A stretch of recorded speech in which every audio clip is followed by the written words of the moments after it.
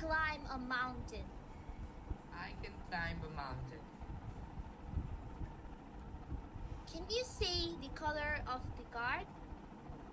Yes, it's green. Chief Judge, I confirm that the speaker is audible and visible. Aurik Pandey, 2 tight slaps and a life lesson. 2 tight slaps and a life lesson, Aurik Pandey. Thank you, contest chair. Baba, can you please take me to Mauritius? Please, I really want to go on a vacation. This was me, a few months ago, begging my parents to take me on a vacation. Guess what? They actually agreed. And guess what? My desires were not fulfilled.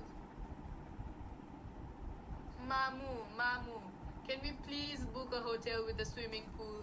Please. I'll never ask for anything else again. This was me, already in Mauritius, begging my parents to book a luxurious hotel. Guess what? They actually agreed. And guess what? My desires were still not fulfilled. Mamu, Baba, can you please buy me this new game? I really want it. This was me, in a shopping mall. This time, begging my parents to buy me a game I like. Guess what? I did not get it. Instead, I got 2 tight slaps and a long lecture about being greedy, being ungrateful, and never being content with what I have. They also told me something that I did not really understand back then. They said, no one can ever completely fulfill all their desires. At that time, I thought it was a joke.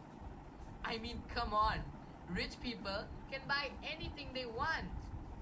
How can they be not happy?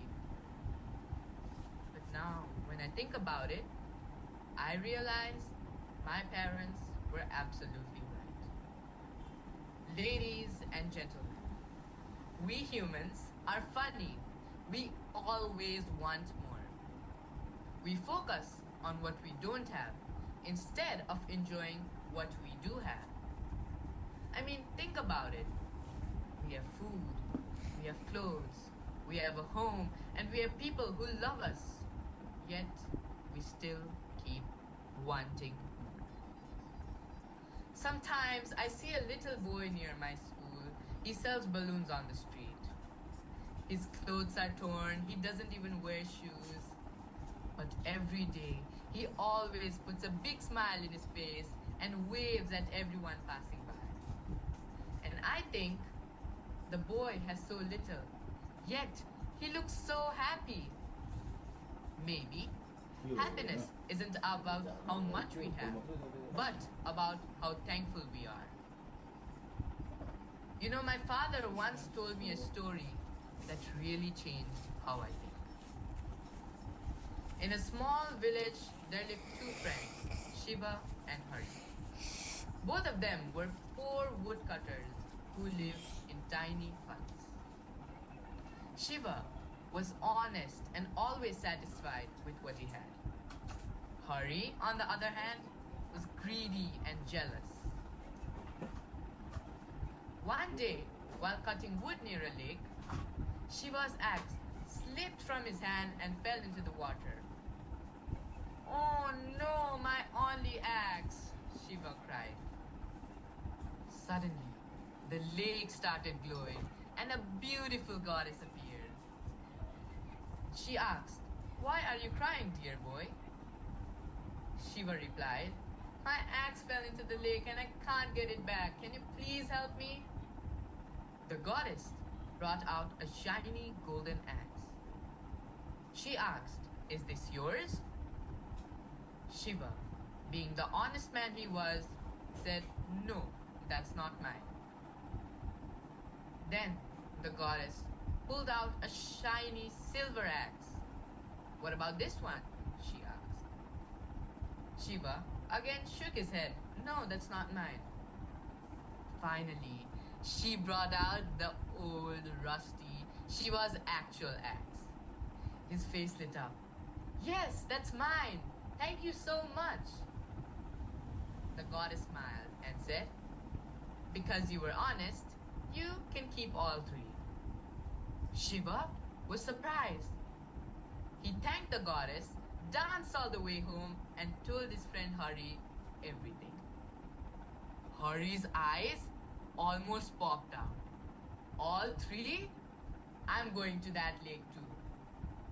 So he went there, threw his axe in on purpose, and started shouting dramatically, "Oh goddess, my only axe fell into the lake." Sure enough, the goddess appeared and showed him the golden axe. But before she could finish, Hari screamed, "Mine!" The goddess frowned and said, "Really? Then you can have nothing."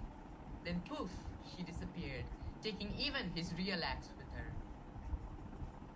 Poor Hari went home empty-handed, still yelling, "At least give me my old one." This story teaches us something very powerful. If we are not satisfied with what we have and always keep wanting more, we might lose what we have too. So, friends, let's all make a promise today. Let's promise to never compare ourselves with others and appreciate even the smallest things: the food on our table, the clothes on our body, the roof over us, and the people who care for us. Because true happiness doesn't come from getting everything we want. It comes from loving what we already have. And most importantly, let's learn this lesson before our parents decide to teach it to us the hard way, with two tight slaps. Contest chair.